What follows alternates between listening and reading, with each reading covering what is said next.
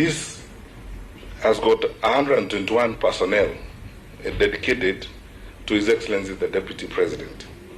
And these people operate on 24-hour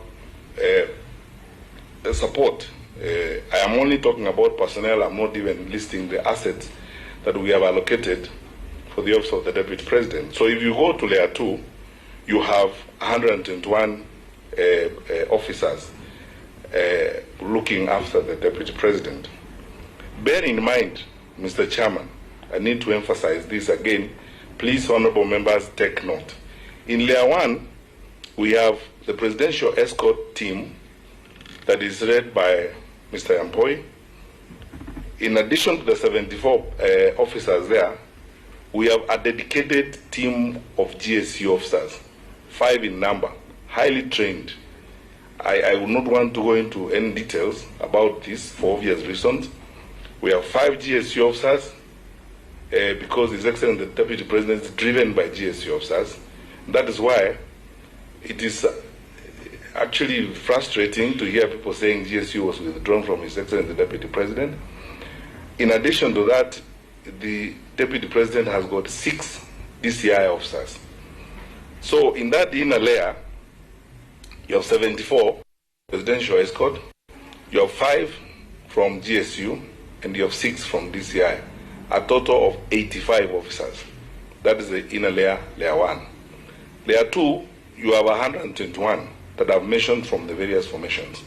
And these formations, these are, people who patrol compounds and so on and so forth. Then there's the third layer. The third layer is auxiliary security layer. We have auxiliary security because the holder of that office, if is endowed to also have active business life or active economic life or active other life, may be in various places or may work in various places and add as other activities and other interests in other places. So, for example, in that outer layer, we have I'm saying about because I'm going to explain to you shortly what that means.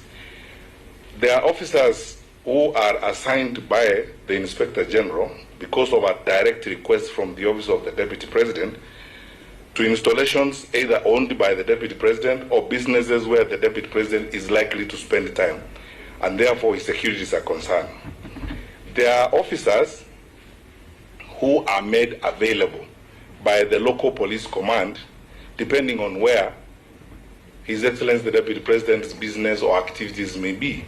So we call those ones secondary notifications from secondary role players in his office. For example, if the Deputy President has a farm in Moroni and his manager notifies the sub-count commander in Moroni that this farm belongs to the Deputy President, the practice in the police service is that the local police command will factor in their beat arrangement as they move around. They will factor in X number of police officers who, in their patrol and their movement, will keep an eye on that farm in Moroni because of that interest. So those ones we call, they are made available. They out of that secondary notification. But there are some who, because of the interest of the Deputy President in particular areas, his office requests directly that we avail police officers.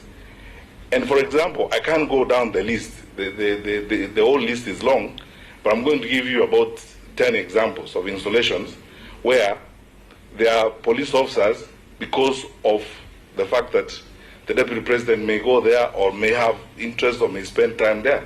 And this is why I said the number of about 51. It could be more than that. For example, Kitengela Gas, where the Deputy President has gas oil business, 6 police officers. These ones are stationed. Weston Hotel, about 6 police officers, as it were. Murumbi Farm, Transmara Narok, LR Transmara stroke Intona stroke 34, 395 or about 1,000 acres, 395 hectares, 6 police officers. ADC Laikipia, Mutara Ranch, about 15,000 acres, 6 police officers. These are the secondary notifications. A farm where we are not stationing personnel, but the local police command has been notified that that is an area where the DP may be interested. So as you do your bid planning, you plan your bid with that in mind and make sure that that is okay. Dolphin Hotel, Mombasa, 6. Mata Farm, Taita Taveta, about 2,500 acres, LR 10287/10/11, 6 police officers. There is a private residence in Elgon View, we have 4. There's a poultry farm in Eldoret, we have 4. There is a private residence again here in Eldoret where we have 3 prison warders and 1 AP. There is also an installation, for example, called Kwai Island Development Limited. I think this is Wilson Airport where there are 2 hangars and 5 helicopters. The local police command is notified by secondary notification to avail about 5 police officers to look after that.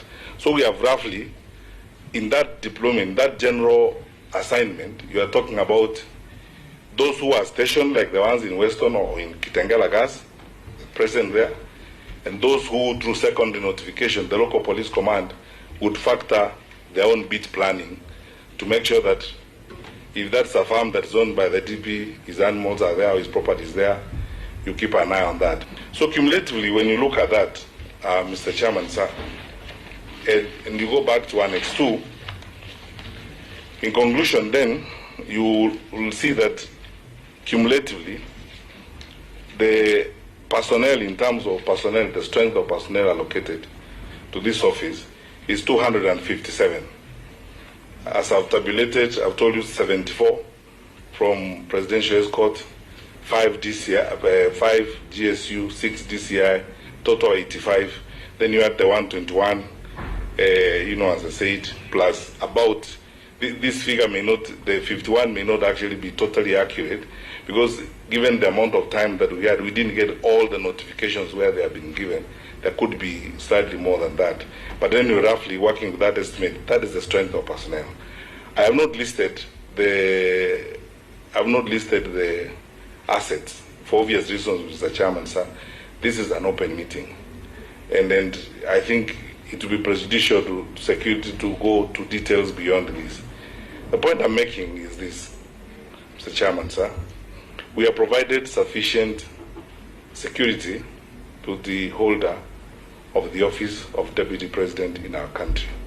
Let's just be very frank with each other, Mr. Chairman, honorable members. The Deputy President's residence is not a state lodge. It is not a state house. The law is very clear. It's black and white. It's a residence. It's a residence of the Deputy President. It's not a state lodge. It's not a state house.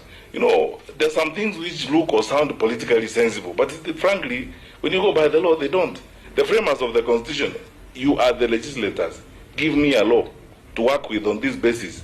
Give me a law that designates the residence of the Deputy President and makes it a state lodge. Then, on the basis of that law, I will gazette it. The gazettement of state lodges is very clear. The law is clear. The record is there. You know the state lodges and state houses that are supposed to be protected by GSU. The residence of the Deputy President is neither a state lodge nor a state house.